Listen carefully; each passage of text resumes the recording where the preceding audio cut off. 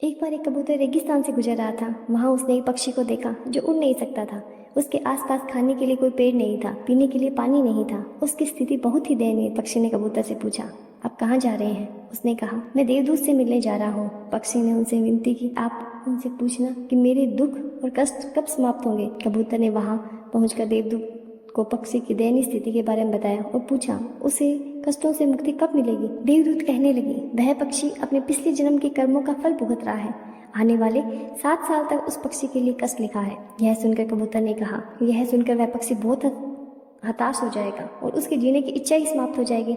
इसलिए कोई ऐसा उपाय बताएं जिससे उस पक्षी में जीने की उम्मीद जाग जाए। देवदूत ने कहा, उस पक्षी से कहना, चाहे कितनी भी कष्टकारक परिस्थितियां हों, उसे हर परिस्थिति में कहना, ईश्वर तेरा धन्यवाद। कबूतर यह संदेश पक्षी को दे देता है। कबूतर कुछ दिनों पश्चात पुनः उस रेगिस्तान से गुजर रहा था। वहाँ का नजारा देखकर वह विस्मित हो गया। पक्षी के पंख निकल आए थे। वहाँ पानी का छोटा सा तालाब बन गया था। वहाँ एक छोटा सा हरा भरा पौधा उग गया था। पक्षी बहुत प्रसन्न लग रहा था। यह सब कुछ देखकर कबूतर सीधा देवदूत के पास पहुंचा। कबूतर ने उनसे पूछा, आपने तो कहा था उस पक्षी अगले 7 जन्म कष्टकारी है, लेकिन मैं जो नजारा देख कर आया हूँ वह तो उसके विपरीत है। कबूतर ने पूछा, कृपया मुझे बताएं, यह सब कुछ कैसे संभव हुआ? देवदूत ने कहा, जब तुमने उस पक्षी से बोला था कि अपनी हर परिस्थिति के लिए ईश्वर को धन्यवाद कहना, तो उसने उसी क्षण से वैसा करना शुरू कर दिया। अगर वह गर्म रेत में गिर जाता तब भी वह कहता कि ईश्वर तेरा धन्यवाद, शायद तुमने इसमें मेरे लिए कुछ अच्छा ही सोच रखा है। पक्षी के पास आश्रय नहीं था, तब भी उसने कहा, ईश्वर तेरा धन्यवाद। जहाँ तक कि प्यास लगने पर भी पानी नहीं था,